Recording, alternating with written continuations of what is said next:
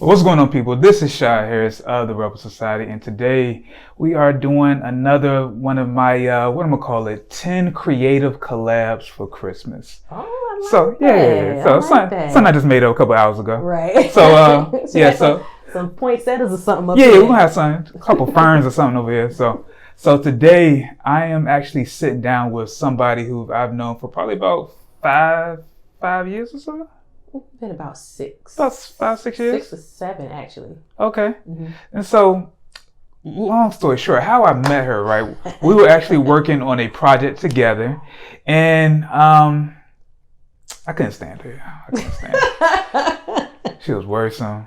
She was real type A. Yes. She was sending me messages like, yo, you need to do this, and it'd be like 5 o'clock in the morning. I'm like, yo, like, you need to chill. Like, we're going to get to it. Mm-hmm. But after that, or during that process, I realized that, she was just extremely dope and thorough, and I could do nothing but respect it. So today we have Miss Shaya Smith, otherwise known as Savory Baby, all that stuff. How are you doing today? I'm good. How about yourself? I'm doing great. Great. So the people who don't know you, who are you and what do you do? All right. So, like he said, my name is Shaya Smith. Most people call me Save. So if you ever bump into me, the preferred name is Save. Mm-hmm. I am, so much of my life actually is tied up in my military career, to be honest. Mm-hmm. But I am an entrepreneur. I started my own consulting business, dealing with creatives and other business owners from scratch. My strength is in foundation building. I found that out not too long ago. Okay. When you sit and reassess yourself. Okay. I have a huge passion for helping people, which is where the name Save come from. Mm-hmm. That might be another story for another time. Save the world, save the whales. Yeah. Save the birds. All that stuff. So, saving all of them. Yep. Save yourself. Mm-hmm. All that. So I just have a extreme passion for helping people. My success is seeing other people succeed in their successes. I'm a very passionate person, very spiritual person, and that's about it in a nutshell. Okay. So the reason I really want to have a conversation with you is because you have recently just transitioned to being an entrepreneur. Mm-hmm. And before that, you spent 20 years in the military, right? Yes. Okay. So I kind of really want to dive into that transition from going from the military to working for yourself or being your own boss. Okay. So, where should we start this at?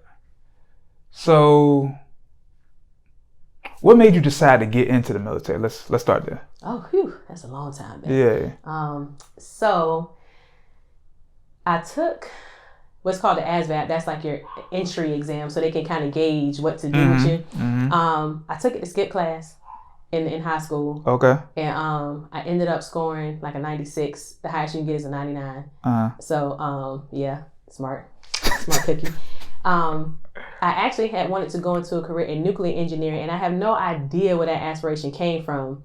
But the college I was going to only had electrical engineering. Okay. So when I was in high school, I definitely wanted to build like weapons for the government, and I wasn't good at math, so so it wasn't gonna work. Yeah. Measurements and all that now. Nah. So but for some reason I just locked on to nuclear engineering. And I was like, okay, well, they don't have that at my school. I take electrical engineering. But I got a message on my voicemail, so it must have been destiny or something. I don't know. Mm-hmm. Where the Navy was calling and they was talking about that nuclear engineering program, which they were talking about because I scored so high on that test, which I knew nothing about at that time. Right. So it just clicked. And so I went down there, of course, talked to the recruiter. There's a second test that I had to take, and I scored just for the nuke side of the Navy, and I scored pretty high on that also. And I was in a delayed entry program, which is where you wait to go to boot camp. I had the privilege of going and doing some college first, which actually is helping me out now, even though I could have got my degree while I was in, but I didn't. Don't judge me. It's helping me out a little bit now that I actually did that and got that experience. But I literally joined the Navy the day after I graduated high school. You left? No, I joined. Oh, okay. I didn't leave immediately, but like I walked across the stage this day, and the next day I was swearing in as a sailor in the Navy, and I won't tell y'all what year. So Yeah, that's really I literally feel like how I it should have threw in an happened. old joke, but I'm gonna keep it professional. See, Yeah. you will knock out that chair. So that's literally how it happened. And maybe that was like divine intervention or whatever with me, because nobody ever was nuclear anything in my family. Like for me to even have that thought, but that's what I wanted to do. It sounded extremely smart and like you could rule the world if you was a nuclear engineer or something. So that's where it came from. All right, so you have your own consulting agency. So matter of fact, let's talk about that real quick. So Triple S Consulting, that's probably like your main passion, I would assume? Yes. Okay. That's my baby. All right, so what is that and how did that come about? So Triple S Consulting and Management came about really from knowing a lot of people. You do know a ass of people. I know a lot of people. Yeah. And people know when they know you know people, they'll start to ask you about connecting to those people for things that they need. Do you know a photographer? Do you know somebody with a studio? Do you know blah. And I did a lot of it at first just because, just trying to help people just try to help people out. But then it got to the point where most people don't know that that's considered consulting. Yes, it really is. And I'm very thorough, like you said before. So I'm not the person that just connect people and be like, y'all got it. You know what I'm saying? I'm that person that's like, okay, y'all gonna meet up on this day. Y'all gonna meet up at this place. This is what y'all meeting up for. This is the prices. Everybody got it? Okay, I'm gonna be there to make sure, just depending to facilitate things and make sure it's good. So I just wasn't connecting people. I was kind of going all out to make sure it went as best as it could possibly go. Right. But in the beginning of my military career is when all this started as well too, when I got to Virginia. Okay. And I got to Virginia because you're originally from Florida, right? Yes, I'm originally from Tampa, Florida. Because you're geeky. Huh? Because you're a geeky. Yeah. Geek. Yeah. It's so nerdy, all that. No, I said geeky. Oh, geeky. Well, I didn't know. Oh, okay. That's like South Carolina. That's geeky. Oh, okay. Now, you just said like Zopound, that's Miami, all that. So you could be Haitian as well. Yeah, I could be. Who knows? So when I got to Virginia, that's kind of where all of that started. I've been here since I say 2002, and it's starting to get very taxing. Being so thorough with the things, and not that you really do it for the money, but when you realize there's a demand for it, you just start wondering if you can actually put a price tag on it. Right. So that's what I did. And it eventually grew into what it is now, something much more organized, something much more focused, knowing what I can do instead of just being all over the place, doing everything for everybody. I know what my strengths are now. Okay. I officially launched it in 2015, but I had been doing the connecting part of it since like 2010, 2011. Okay. So what is your strong point since you just brought that up? So my strong point is foundation building. Okay. And what is that? You said it before, but what do you classify that as? So I classify that as somebody has a gift, a talent, a brand, or a business. And a lot of times they try to put the cart before the horse. Like they know, which most people do. Right. They know what they want the results to be. They know where they're working to get to, but they're not sure how to actually build from the ground up. So when you get to those results, it's more stable. Okay. That's kind of how. Yeah, because a lot of people will, for lack of a better term, hit a lick and then they're at this high point. Yes. But they don't know how to maintain or to stabilize that. Yes. Kind of like when Popeyes first introduced that. Pretty much, yeah. They had a platform and everything, but they had a product that they really didn't have a foundation to support. Right. When it blew up, they was out of bread. They was handing people pieces of chicken in the hand, all that craziness. So the customer service always bad. So. Exactly. So what I do is I help people build a strong foundation. Now, am I capable of helping them build bigger than that? Of course. Right. And I'm also what I call a professional middle person. Okay. So I'm the person that's like, okay, this is what you need. All right, let me go grab your resource for you and connect y'all and actually handle the connection and what's being done. Okay. To build this up. So I'm real strong with building a foundation because if your foundation is weak, everything you build is gonna crumble anyway. Okay. So speaking of foundation, when it comes to a business or a brand, what do you feel like are the keys to having a strong foundation? Like, what are those pieces that most brands need? Research, understanding what exactly it is you're getting into. Because a lot of times, especially with social media, there's people out there who make these things look so easy. Like you can just jump head first and in a month you'll be making $50,000. True. Doing your research to understand exactly what it is you're getting into. what it'll take to get it to pop the way that you want it to. So that's looking into like what promotion, marketing, branding. Yeah. Just understanding yourself and what you bring to the table. Like, what are your strong points that you can focus on, and what problem are you solving? That is the biggest thing. What problem are you solving for people to come to you? So what was the transition or the turning point in your life when you said, you know what, I'm in the military, but also have this business, and you're still fairly young. So what made you think that, you know what, I want to kind of take a bet on myself and get out the military or retire from the military and then kind of do this? As far as taking a bet on myself, it's like, I know I could do what I wanted to do, but I had a very cushiony position. So transparency moment. Being saved, having triple S consulting and management, it was cool while I was in the military. I loved it. You know, I built a reputation with it. It was awesome. However, I definitely didn't push it as hard as I could have, because it's like, okay, well, if my business isn't moving, that's fine. I got 2 paychecks. I'm good. Right. You know, so, but it was also 20 years of taking orders. It was 20 years of being told how to wear your hair, how to wear your nails, how to, you know, tie your boots, all that kind of stuff for a very long time. So, I wasn't quite, or I am still not quite ready to jump into any business or platform where people are going to tell me what to do. Right. So that's kind of the main reason. Secondly, now I have to be that person. I'm not going to say I was pretending to be before, because I wasn't pretending. I'm really that person. It's like, now the businesses and everything that I'm doing now they have to produce. I can't fall back and be like, okay, well, I got a paycheck coming, so I'll get all that stuff done next month. It's like, no, now it's kind of do or die. You know, like, you gotta make it work. Okay. So speaking of which, we had a conversation a couple weeks ago, and you said, you know, you had a couple struggles with just getting out the military, and now this is your life. Yes. So speak to that a little bit. Like, how was it, like, that first day out? Like, you just got out of jail or something. Your first day out, how was that? So I didn't even go back to like my first day of leave. Okay. Terminal leave. Yeah, because for the people that don't know, you get a little bit of leave before you actually get out. Most people actually have like a time period where they don't have to go to work, and then you get out without having to go back ever again. So I was kind of used to not going to work, but I was still waking up like super early. I still had slight anxiety about, oh my gosh, I'm late for work, or where am I supposed to be? And my whole time in the military, you just talk a lot of stuff about, you know, I can't wait to get out. I can't wait to live my life. I can't wait to do these things. And then it's like the day that I got out, I was like, oh my gosh, I'm so institutionalized. I don't know what to do. like there's nobody telling me what to do, where to go, when to be there. And it even at my age, it was hard to not desire to be going somewhere, to be accountable for my actions. And where I'm at, I don't have anybody calling my phone like, you're late. Are you okay? Were you in an accident? When are you going to be here? None of that stuff. So it was definitely a transition. Because people do that in the military. Yes. All the time. It's actually required, especially if you're, you know, junior sailors or something like that don't show up. You're supposed to figure out where they are.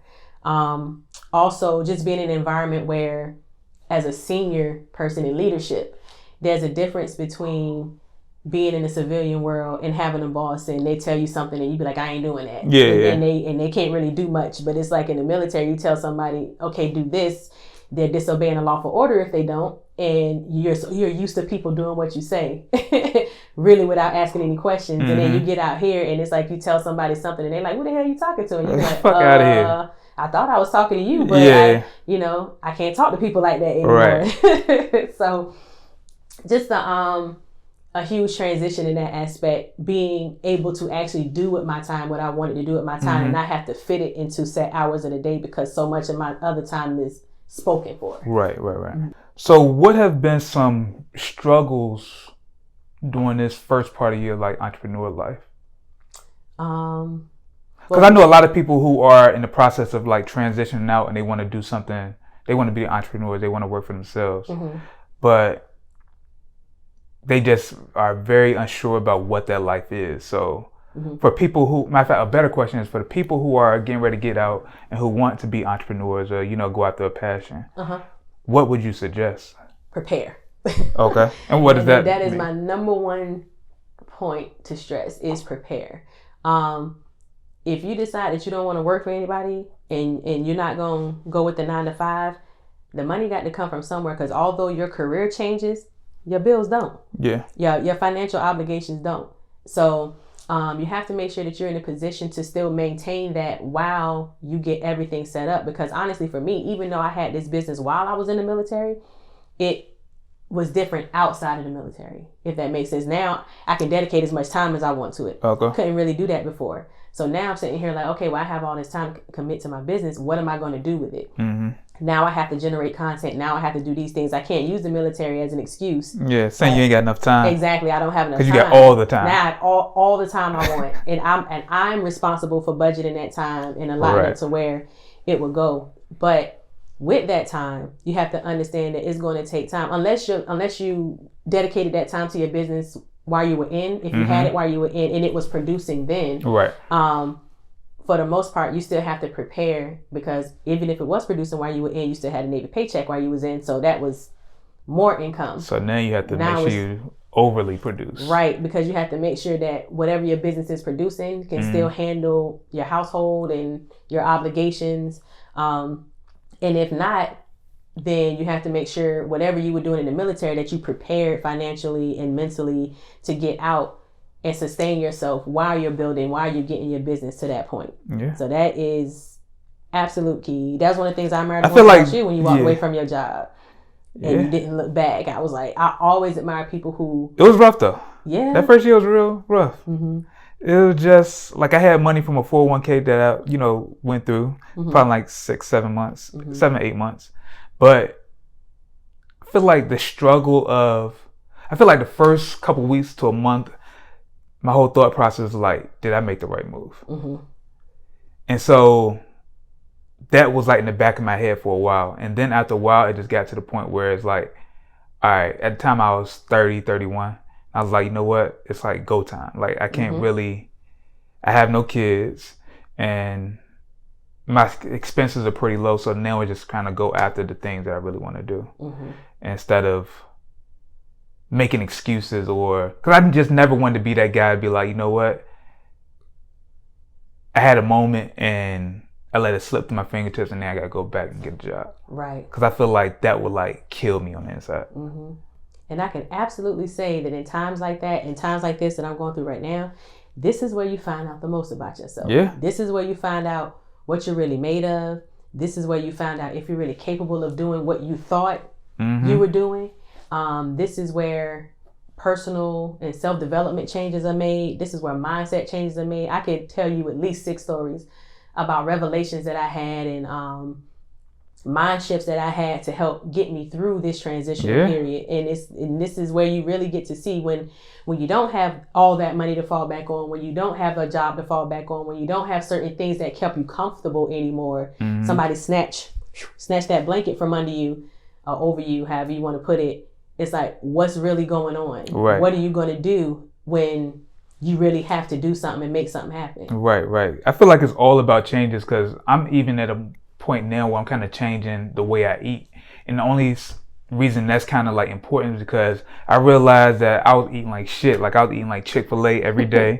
And then Chick-fil-A is like fancy cuisine. What are you talking about? True. That is God's chicken. Yeah, true. But I was eating that joint every day because it's right around the corner. And then every day, like around 1 or 2 hours, going to sleep for like 2 hours.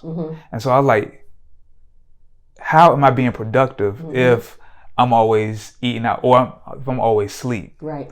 And then I was like, why am I always asleep? Because I'm eating like shit. And so now I was like, you know what? For me to be more productive in my business, I need to eat better and work out so I can have the energy to go throughout my day and be able to tackle more things and all that stuff. So I say that to say, like, you're absolutely right when it comes to like really looking within yourself and, realizing these are the things that I need to change in my life to kind of get to where I'm trying to get to. So now that you're kind of like in the swing of things, like what is in store for you and like your brand and your brands? So with Triple S Consultant, I'm definitely looking to be more visible. Hopefully with the help of my friend Shaya Harris. I got you. Definitely looking to be more visible, be more on the scene. A lot of times we end up so far behind the scenes because we're doing branding and marketing and foundation building and doing all these things for others so that they can build and they can shine, which in turn helps us do the same, but we're not the face. Right.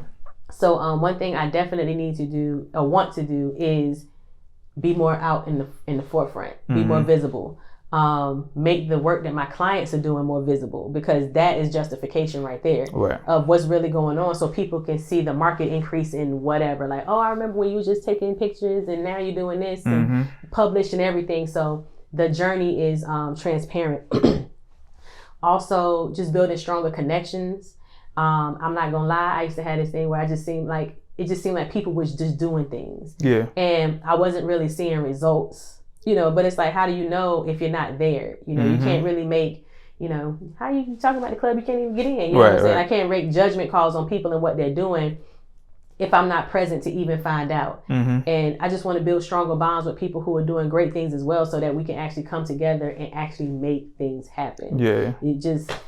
spinning wheels is getting old. So very old. For Triple X, those are my goals with that. I've revamped packages. I've added products that I really believe that can make Triple X Consulting and Management a one-stop shop. I've just been doing a lot more research and studying people in the fields that I'm in, so I can either pull knowledge from them or basically make connections to send people to them, or just use and incorporate into what I'm doing. Gotcha.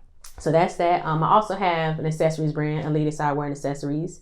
That is doing very well. The biggest project I had this year was the model Miss Cole Woods. It's actually a supermodel. I think she was discovered by Beyonce and her mom. Okay. If I'm not mistaken, don't quote me on that. But she went to Paris to film Modelpreneur Bootcamp. Okay. And basically, Elite Eyewear was a sponsor. And so it was huge. You just hope that when people hit you up for things and they want you to collab with them and you send them a big package, it's like, okay, it might not mean so much to them, but it's like, okay, this is my baby, I'm sending this to you. And I mean, they absolutely killed it from the shots and stuff that I saw. Right. And so I'm just looking forward to more opportunities like that. Even the series, because it's an actual series, they reached out and was like, oh, we'd like to collab with you. Yeah. So I was super hyped. But for that, here on the home front side, I definitely want to start doing more pop-ups, more, making the products more visible, just making the brand more visible and building exposure that way. Also, right before I got out of the military, I became, as you know, a certified financial educator and services broker. So that's more of my serious side. That is, even though I... when they refer to you as Miss Smith. Yes, actually, that's probably not even your last name now. No, it's Brown. Oh, okay. Miss Brown. It's Brown. I haven't changed it on Facebook yet. Oh, okay. But he understands. Yeah. He was like, I don't know why you're in such a rush. You're going to have to change everything. I was like, oh my God. You got to change so much stuff. Like, they don't have to worry about this. We got to change everything. Right. As usual. Yeah. But with that business, Triple S is my baby. It's the one that I built, myself. And I really, really love it. Helping people. But being a financial educator and professional helps me help people in ways that I didn't even imagine.